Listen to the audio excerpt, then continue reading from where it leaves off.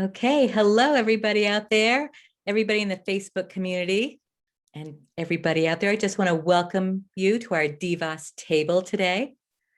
I'm Laura, and this is Rebecca. Hello, yes, I am Rebecca, and we wanted to take the opportunity to do the DVAS table live and see how it goes and see if that works for folks. So first and foremost, we wanted to give you some updates about COVID. Laura, do you want to go first? Sure, I can share some updates in regards to COVID in Vermont. Right now, they're allowing people who are 50 years old and older, beginning actually on March 29th, which was actually a couple days ago, to sign up. And those who are 40 and up can join on or sign up on April 5th. Those who are 30 can sign up on April 12th. And those people who are 16 and older can sign up on April 19th. And they also have, as far as a group of BIPOC folks, the governor has decided to do something special for them to encourage them to sign up. So I'm going to let Rebecca explain that. Absolutely. So if you want more information about anyone who is BIPOC, how to get the vaccine, go to the Vermont Department of Health website, click on COVID vaccine, and it will give you very specific information about how to register. You do have to fill out a form. So if you are a person of color and you live with someone or are a partner with someone who is not a BIPOC person, they can also come in for the vaccine. So it is a BIPOC person and their household for anyone 16 and older. If you're interested, please go to Vermont Department of Health website and go into the COVID-19 vaccine page. So yeah, you can also contact us if you have other questions. Yes, as a person who is a BIPOC, I can go get my vaccine today. So I'm one of those people who are going to work towards herd immunity and protecting our community. And also, one other thing, please remember too, we need to emphasize that with the vaccine, it is a personal choice. If you do not wish to get it, that is fine. If you would like to get it, great. Again, it is your choice. Absolutely. The other thing I want to remind you is that there are 3 vaccines currently being used. There is Moderna, that requires 2 doses or 2 shots, 4 weeks apart. Then there is Pfizer, which is 3 weeks apart, again, 2 doses. And then the Johnson & Johnson vaccine is a single dose. So those are the 3 options that are currently at play. We'll see which ones you get. Yes, so that's our COVID update for today. Next, we thought we'd share with you a little bit about maple syruping. You know, it's a special part of living here in Vermont and having that experience, and I just cherish that. So we thought we'd share a little bit about that with you. So let's hear from Rebecca. All right, so maple sugaring, as you know, is a Vermont tradition and one of the biggest ones that we have. And Vermont is well known for this throughout the United States. So maple syrup is our thing. It's good as gold. Vermont is the #1 producer of maple syrup in the United States and produces 5.5% of the world's maple syrup. Wow. So yeah, pretty sweet to know that Vermont, while we're a small state, we're quite mighty in terms of maple sugar production. Yes, we are. And also, maple syrup is the only food made from the sap of a tree, FYI. And there's also different grades. They have a whole system to grade the syrup. I think Rebecca's going to show a cool picture that'll explain some of that. Yep, the grading system has changed over time. So here's the current and the new as a visual. So just a heads up, in terms of grading maple syrup, they've transitioned into a new grading system. So everything is grade A, and this happened maybe a couple of years ago. So new little factoids to know which one used to be and which one currently is your grade. So previously it was grade A, light, amber, which is like fancy. Then they had grade A, medium, amber. And then there's grade A, dark, amber, grade B, which is super dark, and then commercial grade. Now everything is all a grade A. There's no more grade B. However, there's different descriptors. So grade A, golden, based on the color, grade A, amber, again, based on color, grade A, dark, grade A, very dark. So Laura, I'm curious, do you have a favorite grade or do you just like all maple syrup? Oh, I don't have a specific grade that I like the most, but I notice that I do kind of go towards grade A or, amber. So I think maybe for me that might be the best one, but really all of them are great. So, and people have a lot of choices to choose from. And I always like to buy from a local purveyor of maple syrup. So it just tastes fresh. It just, has just a better quality and sweet taste to it when you buy local. So that's my own personal preference. What about you, Rebecca? What's yours? Oh man, I must have the fancy. I mean, so first of all, if you're going to get it in Vermont, go local, support local as best you can. But I'm a grade A fancy girl all the way. I love it on ice cream. I love it on pancakes, waffles, any breakfast food. But I have noticed that with grade B, that dark, robust, for me, it's a little bitter tasting. And so most people use that for cooking. Some people just, slap it on their pancakes. But for me, it tastes very different than the fancy. And it's funny, I think about when I've traveled and I've gone to other states and I go to a restaurant for breakfast and I order my pancakes and they always bring fake syrup.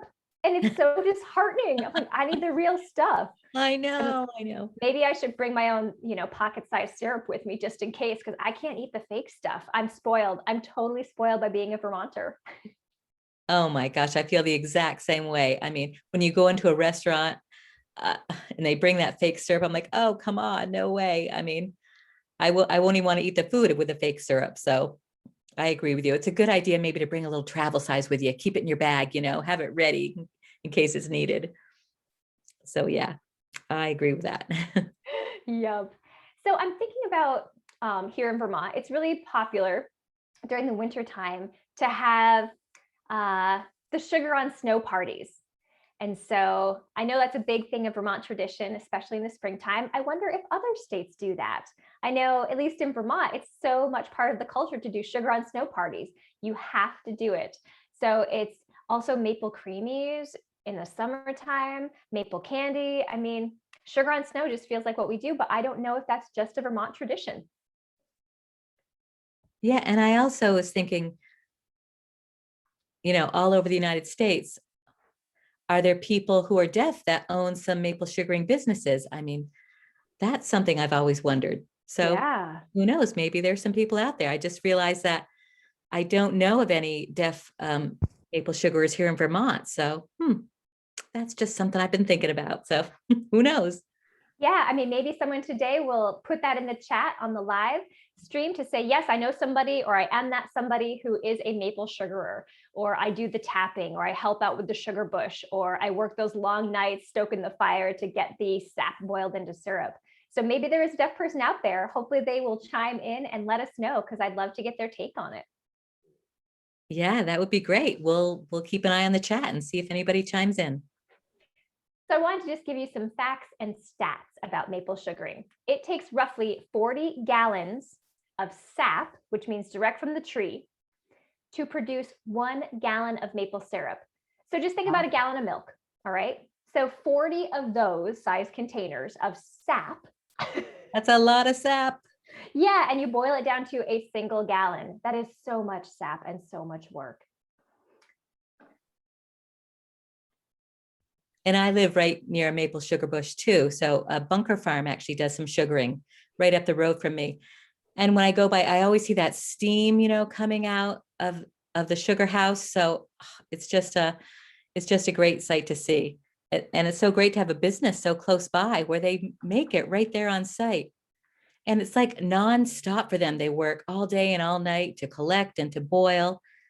And they just have a short season to get this done in. So they have to work around the clock just to produce everything that they can. So it's hard to have a maple sugaring business. Yeah, so true. Another little fact is that typically the sugaring season, like you said, is extremely short. It's 4 to 6 weeks at most. And so oftentimes it's from freezing to thawing temperatures. So it has to be below freezing at night and then 40s to 50s during the daytime to build the pressure from the tree to release the sap. So 4 to 6 weeks, it's like fast and furious. And of course, they are going nonstop throughout the night. It's very time sensitive. It's amazing how they make syrup and that they do this every year. So the sugaring season ends when the warmest days of spring causes that thaw and the buds start to come out. That's when the tree produces less sap. It's just amazing in a sugaring business, like what is required just to make those containers, filled with syrup. They have to feed the fires. It's to make it boil all day long. It's just a big business in the United States and in Vermont as well. Like, as you mentioned, like there's only a 4 to 6 week time frame for them to get all this done, for all the syrup that is made. So my hat is off to those people who do all that hard work. Absolutely. Let me just look at my other facts that I've got here. It does say that a tree needs to be about 40 years of age and about 10 to 12 inches in diameter to be large enough to actually tap to produce sap. So tapping is when you drill into the tree to get the sap. So it has to be the right age, the right size. You can't use the little saplings. That's not going to produce.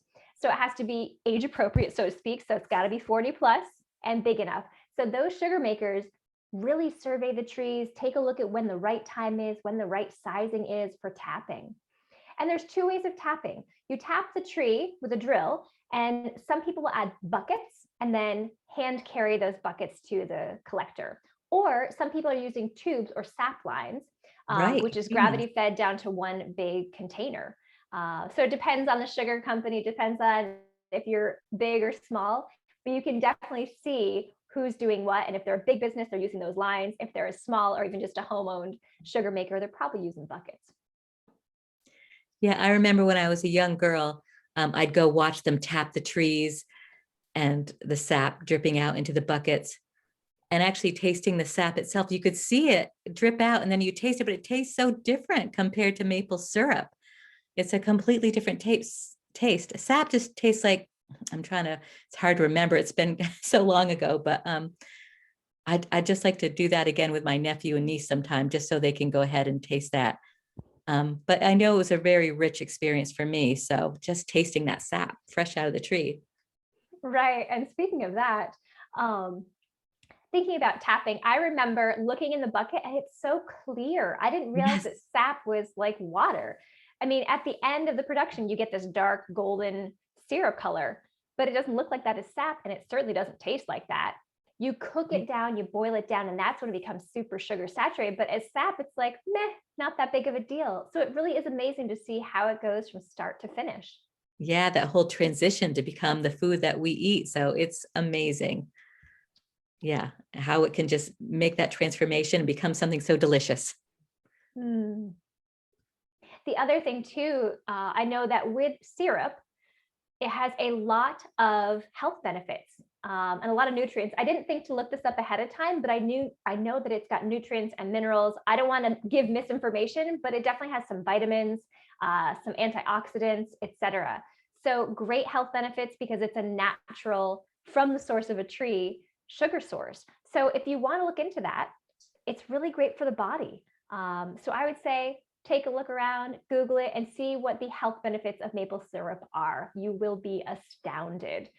It's more than you realize. You're right. There are some great health benefits, but I have to say it's really sweet, especially if it's sweet tooth, you have to be careful.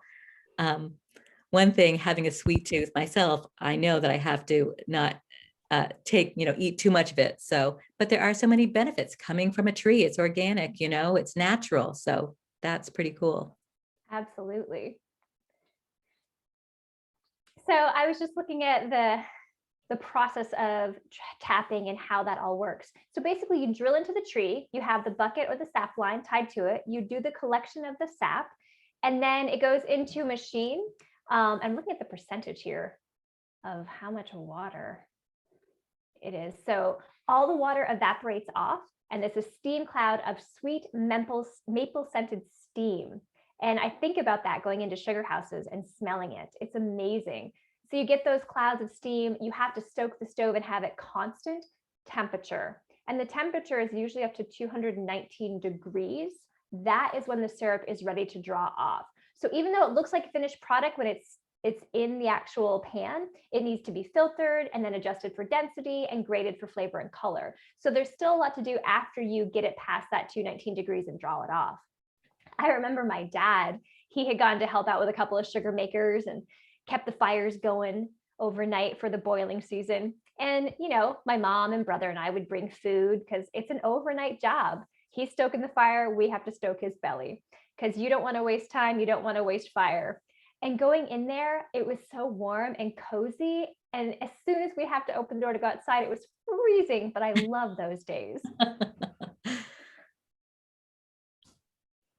Oh my gosh, it's just so cool to see that whole process from start to finish and all the steps that are involved with that. You know, if you don't want to mess it up because then you'd have a terrible product at the end. So you really have to be careful. You have to make sure the flavor is just right. You have to make sure each step of the process is really carefully tended to. So it's not easy by any means. Yeah, hats off to all the sugar makers. Absolutely. So, does anyone in our audience have questions or comments? I haven't seen any comments yet, but we do have a couple people watching. All right, very good. And like I said, this is our first go around having it live. We'll see how this process is. And for now, we'll just chat about maple syrup. Nothing really much about DVAS, but if anybody has any questions or concerns and wants to know more about what we do, please let us know. We're happy to share that. We can certainly do another live video about that. We can give you resources, tips, assistance, whatever you need. So contact us at any point in time and we'll reach back out to you. And for the next live session, we can focus on one specific topic if anybody has one that they really want us to bring up to the community. Yeah, definitely feel free to send us your ideas, your feedback. It would be great to hear any of your opinions or ideas. It's important to us that we know how to support you best. So we're here for you. So thanks again for watching the DVAS table. I hope you enjoyed it. And it was great to be able to chat with you today. Again, we're hoping this process will become a little bit smoother for us as we go through these learning phases, but I think it's going to be great. So thanks, everybody. Great. Thank you, everyone. Thanks for your time. Thanks for watching this. And if you want to watch the video, we will post it to our website. Thanks, everybody. Bye-bye.